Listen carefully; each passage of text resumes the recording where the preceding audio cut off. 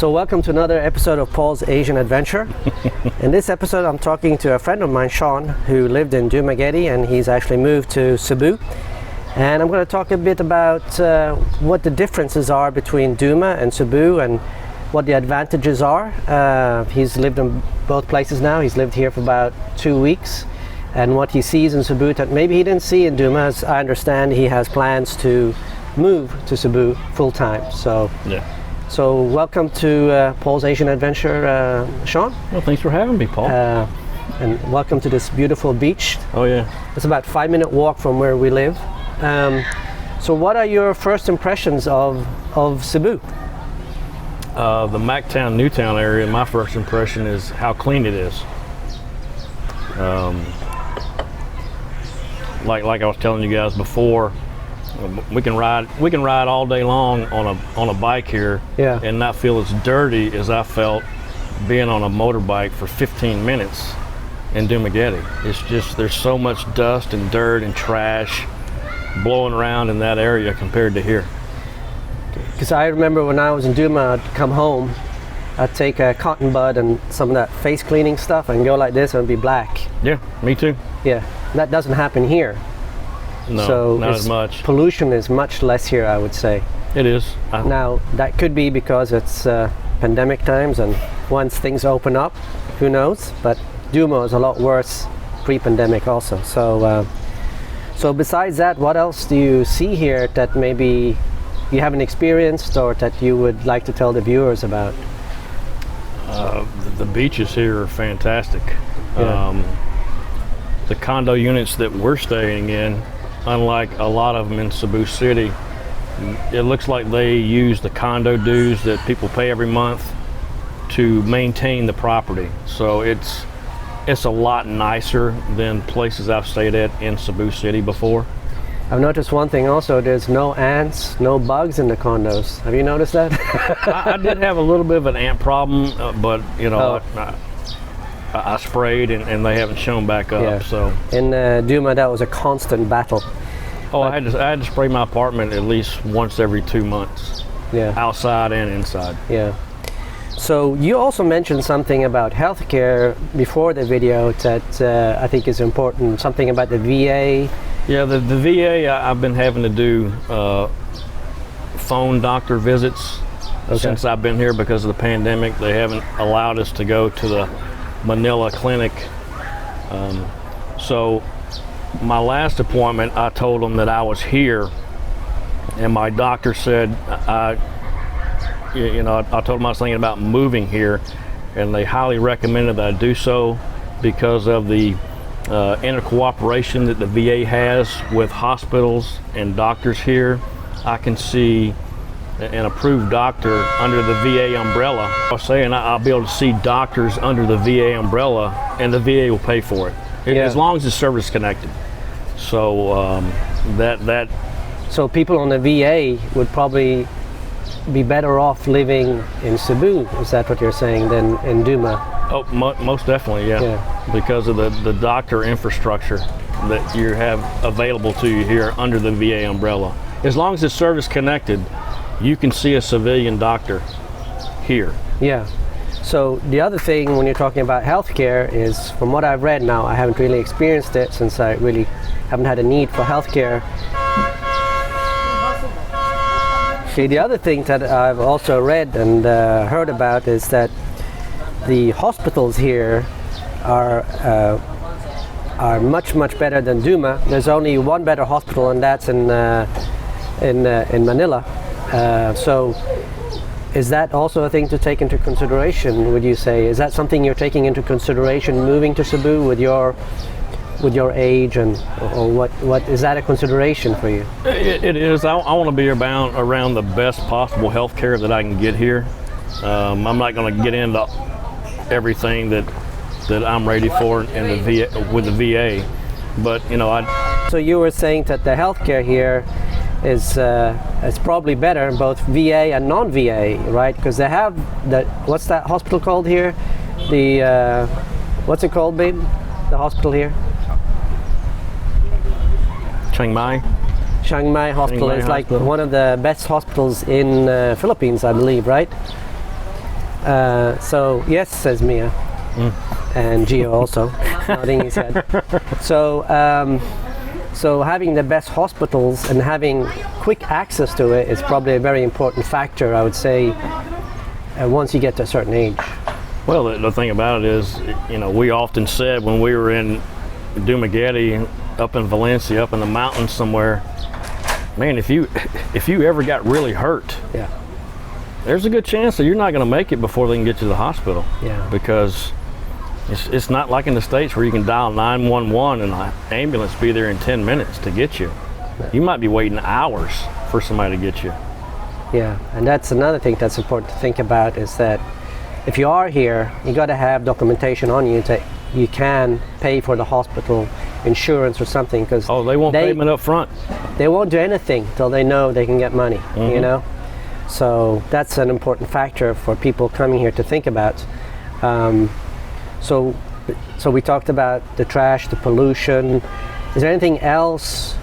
For me, and maybe you can comment on this, is also the variety of food and the variety of coffee shops. For me was, I wouldn't say mind-blowing, but was really very enticing for me to move here, and maybe you can comment on that as well. Well, I mean, yeah, just the sheer volume of different types of restaurants and different types of food. Coffee shops are pretty plentiful around here, so. And we love coffee. Yeah, I definitely love my coffee. Even when it's 100 degrees outside. We still gotta have that hot coffee.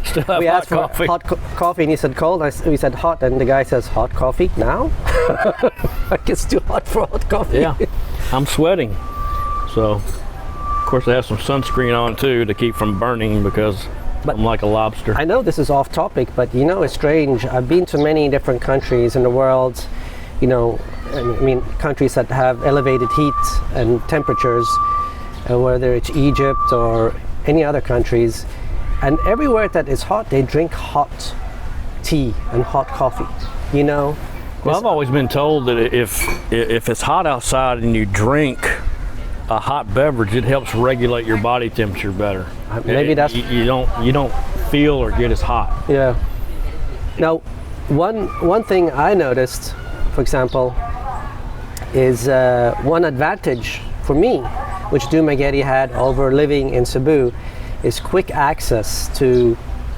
I mean, okay, here we live in Newtown, so you have quick access to the beach, but typically in Cebu you don't have quick access to the beach. You don't have quick access to nature.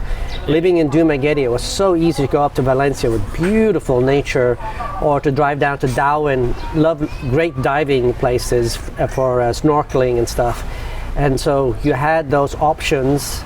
So that was one positive for me in Duma. Can you name any other positives that you can think of, or maybe you experienced the same in Duma? What was the positives there compared to here?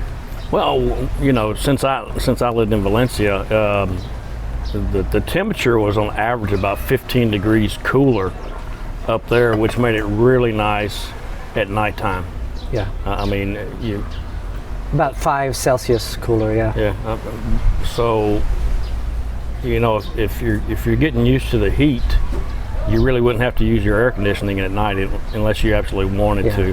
I always did, because the air is much fresher up there too. Yeah. Yeah. I like the infrastructure better in Cebu than there. Just since I've been gone, I think they've had 4 power outages. All day outages. Yeah, Mother's Day, the whole day, no power. Yeah. So that's just the planned brownouts, and you have the unplanned brownouts. So yeah. The infrastructure sucks over there, but. And my internet here, I'm pretty sure that I'm only paying for 20 up and 20 down, and I checked it last night. I'm getting over 60 down and 30 up. Yeah, I think it's 30 up and 30 down. It's the plan. I'm getting twice what they say that they're giving me. Yeah. So when I was in Duma, I had actually fiber optic, and it was supposed to be 30 up, 30 down, the same as I have here. At night it crawled. I mean, it would come to 2, 3, 4, 5, and those guys were there several times. They couldn't fix the problem. When it rained, it crawled down to a snail's pace. Could barely watch anything in 720p. Here I'm watching 4K, Netflix in 4K. It's fantastic. You know, I can actually game in 4K here. Yeah. So it's so the infrastructure is better, less pollution, more restaurants. Duma, on the other hand, has easier access to nature, easier access to beaches on average. Anything else you'd like to mention? If you live in Cebu City, you're going to have to leave the city and probably travel an hour to get to a beach. Yeah. Whereas where we were, 20 minutes down the road, you could be at a resort or something, or going out to the beach. How about driving culture? Would you say, is there a difference in driving culture, Cebu versus Duma, which is better and why? People can drive here, and in Dumaguete, they cannot. Yeah. I have only seen one motorbike being out at night that didn't have a headlight. Here? Yeah, in Dumaguete, they don't have headlights, they don't have tail lights. You know, you're cruising down the road at night. If you're doing over 40 kilometers an hour, you're taking a big risk because you're going to run up on somebody that's in front of you that has no lights on at all. Yeah. And guys, yeah, maybe I'll do this. I'll take a picture of Sean's motorbike. He's got plenty of lights there. Yeah, I think that was. I've got overkill because I want people to be able to see me. That was the result of Duma. I think if you'd been here, maybe it wouldn't be that way. But I probably wouldn't have the big set of lights on the front. Yeah. Being here, just the small ones. Yeah. But you know, you get out, so to speak, in the province. There's no street lights. Yeah. There's no lights on the road, so you know, the more light you have in front of you, the better you're going to see things, because in the province, Duma or Valencia, there's all kinds of dogs, cats. I mean, any kind of animal you can think of could wander out on the road in front of you. Now, I lived in Duma for a year and a half, and well, almost maybe 2 years. A year and a half to 2 years. And in those almost 2 years, I never got a ticket. I've been in Cebu now for 2 months. I got 2 tickets, one which was $20. And remember, $20 over here is a lot of money. That's 3 days' wages for the average worker. Yeah. And the other one's $10. And I almost got a third ticket, but Gio managed to talk the ticket giver out of it. The reckless driving ticket. So I think the reason there's so much better driving here is all the police and tickets and everything, so people have to drive correctly. They can't drive like crazy like they do in Duma. In Duma, it scared the shit out of me. You're driving down the road and the car would just take over, and it's like you're not there. You're a motorbike, so they don't care. You got to move, and if you don't see them, good luck to you. Well, the other thing too is in Duma, there's no place to pull off the side of the road, so these street vendors, the car's halfway on the road, and the people don't seem to realize if they're coming up behind a car that's blocking their lane, that they have to stop to yield right away to the oncoming traffic. Yeah. No, they just, okay, it's an obstruction, I'll just take over half the lane on the other side. Yeah. It doesn't matter what's coming at them. It just, the only time they care if it's a serious something bigger than them coming at it. A tractor trailer or a serious whoever's bigger got the right of way, right? The serious bus is not going to yield for you, so you better stop. They're just going to plow right through you, man. Not even in Cebu. So the only thing we didn't talk about is dating. So do you have any experience? Have you seen any difference? What can you say about it here? The main difference I can tell you that the people treat you differently here. It's like when you go to a province that hasn't seen a foreigner in their entire life, and they're like staring at you and talking, or the girls are giggling. I mean, the people actually talk to you, women, guys, they're hello. I mean, all the door people.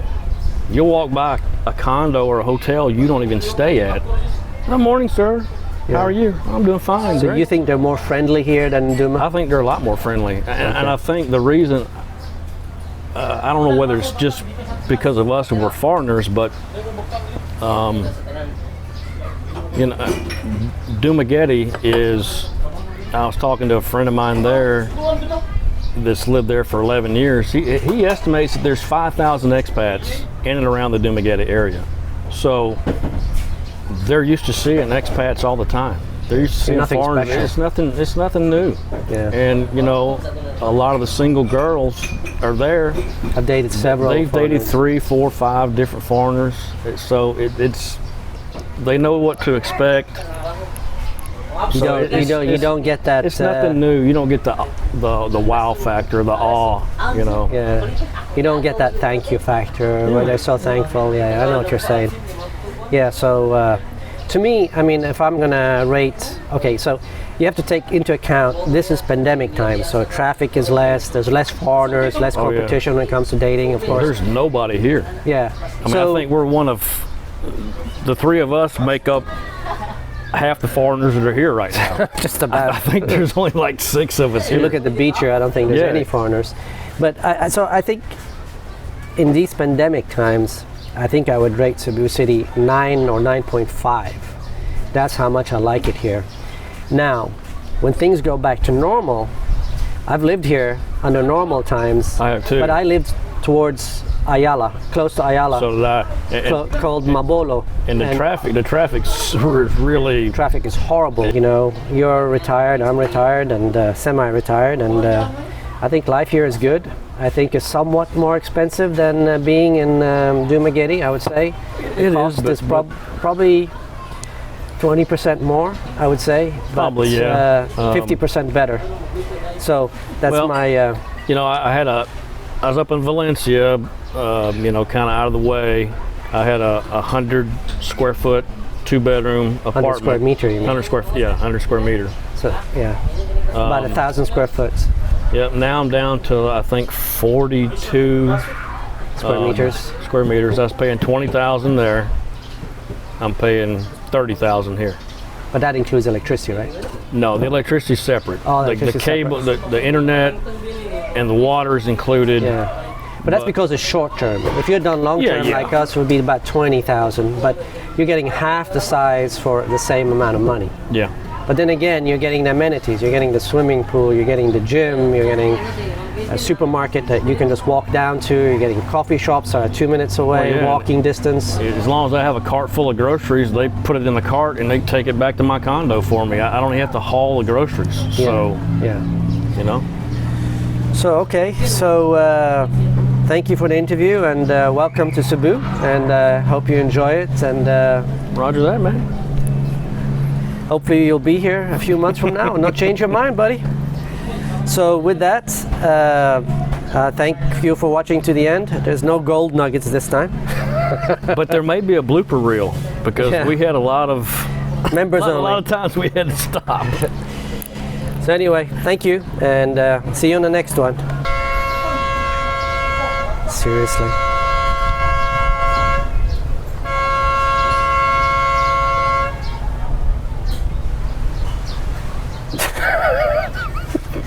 I need to start a blooper thing, you know.